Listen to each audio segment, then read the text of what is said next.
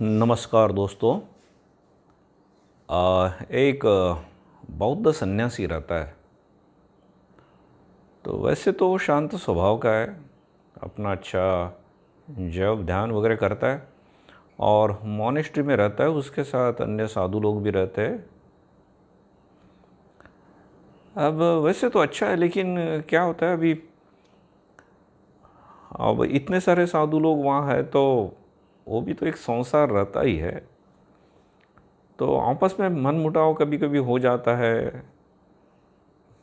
कोई थोड़ा सा ज़्यादा खा लेगा, कोई किसी के लिए रखेगा नहीं, कोई थोड़ा सा कुछ हुआ तो झगड़ा करेगा वगैरह वगैरह। तो ये सब कम ज़्यादा रहता ही है।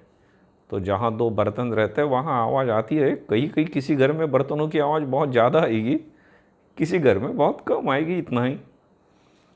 अब लेकिन ये जो हमारा साधु है एक दिन बड़ा इरिटेट हो गया। अरे बोले, घरदार छोड़ कर ये साधु लोग हम सब लोग यहाँ आए और यहाँ भी ऐसा ही लड़ाई झगड़े हो जाते हैं और डिस्टर्ब हो जाता है। तो उसे बड़ा गुस्सा आ रहा था। तो बोले नहीं नहीं नहीं नहीं, लेकिन ऐसा गुस्सा नहीं करना चाहिए। सो मैंने शांत रहना चाहिए। मैं चील चील चील, आई एम लाइक हिमालय। तो थोड़ी देर के लिए शांत हुआ। फिर से किसी ने कुछ किया तो फिर से उसको बड़ा गुस्सा आ गया। कभी कभी रहते हैं ना, हमारे भगवत गीता में भी बोलते हैं, मनुष्य में कभी कभी तमस गुण का बड़ा प्राबल्य रहता है, डोमिनेट करता है, कभी रजस का, कभी सत्व का। तो हमेशा हमारा मूड एक जैसा नहीं रहता। जो बहुत उच्च साधक है, they can manage their mood very nicely. Otherwise this gunas will manage us most of the time. So anyway, तो वो उसको फिर से गुस्सा आ गया। तो बोलते नहीं नहीं नहीं, अभी कुछ करना चाहिए। तो अपनी बोट लेता है और एक बहुत बड़ी नदी है या झील बोल सकते हैं, उसमें जाता है। बोले अभी बस मैं शांति से वहाँ रहूँगा उस बोट में, आसपास कोई आवाज़ नहीं, कुछ नहीं। तो एंकर कर दूँगा वहाँ बोट, मैं मस्त मेडिटेशन करूँगा। सो हृदय में झांक के देखूँगा, अंदर तक उतरूँगा। सो वो जो नशा है उसको भी चख के आऊँगा मैं। सो ही वॉज क्वाइट एक्साइटेड। और सचमुच में एक बिल्कुल बहुत बड़ी झील है। बड़ी मेहनत से बोटिंग करके वहाँ तक गया और एंकरिंग करके वहाँ रुक गया, मेडिटेशन के लिए बैठा। बड़ा अच्छा लगने लगा उसको, बिल्कुल शांत। तो बोले अरे ऐसे ही मेरा मन अगर शांत रहता तो कितना अच्छा ना। और धीरे धीरे उसका मन बहुत अच्छा अंदर डीप डीप जा रहा है। सांसें भी उसकी बहुत धीमी गति से चल रही है। सो ही वॉज एन्जॉइंग। और ऐसे समय ना किसी ने उसके बोट को धक्का दे दिया।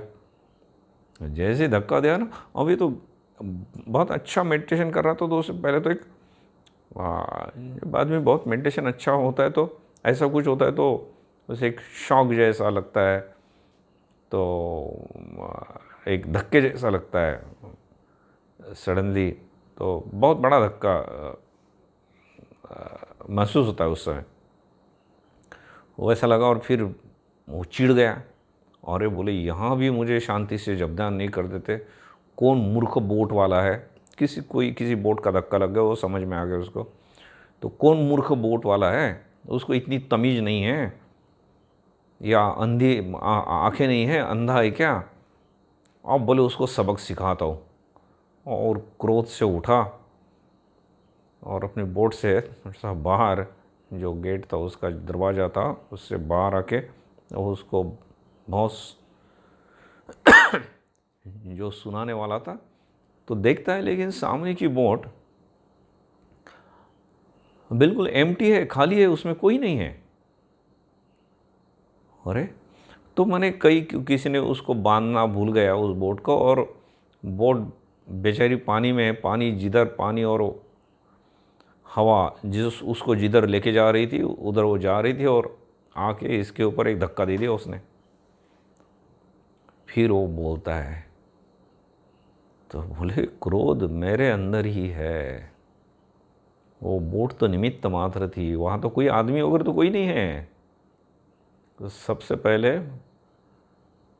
So I should be able to control my emotions, to control my anger. मैंने मेरा क्रोध, मेरे इमोशन कंट्रोल करने चाहिए, रेगुलेट करने चाहिए, चैनलाइज करने चाहिए, स्टेबिलिटी लेवल मेरी बढ़नी चाहिए, मेरी स्ट्रेंथ बढ़नी चाहिए। तो खैर वो फिर से मेडिटेशन के लिए बैठ गया। अब बोले कोई धक्का मारे या कुछ, और मैं शांति से बैठे रहा और रात शाम तक बैठे रहा मस्त। और बाद में मॉनेस्ट्री में गया। अब मॉनेस्ट्री के लोग तो ऐसे बदल नहीं जाएंगे, वहाँ का वातावरण तो बदल नहीं जाएगा कि भाई ये मेडिटेशन करके आए महात्मा, अभी हमने बदलना है, ऐसा नहीं है। आजू बाजू की परिस्थिति शायद ही बदलती है, हमको खुद को ही बदलना पड़ता है। तो फिर भी ऐसी नौबत आ जाती थी तो वो बोलता था, फिर से उसको जब एंगर आने लगता था, क्रोध आने लगता था, वो बोलता था कि नहीं है, एंगर मेरे अंदर है, ये जो है ना एम्प्टी बोट है, खाली बोट है, जो मेरे एंगर को, जो मेरे क्रोध को एक हवा दे रही है, चिंगारी जैसा है, उसको भड़का रही है। तो ऑब्जेक्ट बाहर है, क्रोध अंदर ही है, तो why should I get disturbed.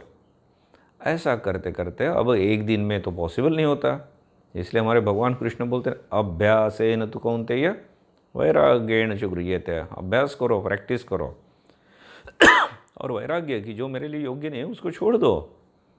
ऐसा करते करते उसने खुद के ऊपर, खुद के क्रोध के ऊपर बड़ा ही अच्छा संयम साध लिया। तो हमारे जीवन में भी ऐसा कुछ होता है तो अभी हमने सोचना चाहिए कि भाई ये एम्प्टी बोट है, उसमें कुछ दम नहीं है, वैसे हम उसको महत्व दे रहे और क्रोध हमें अभी नचा रहा है, तो मैं उसकी ट्यून पर नहीं नाचूंगा, मैं उसे काबू में रखूँगा। तो ये वीडियो अगर आपको अच्छा लगता है तो दूसरों के साथ भी शेयर कीजिए, सब्सक्राइब कीजिए, और आप सब लोगों के लिए मैं प्रार्थना करता हूँ। धन्यवाद।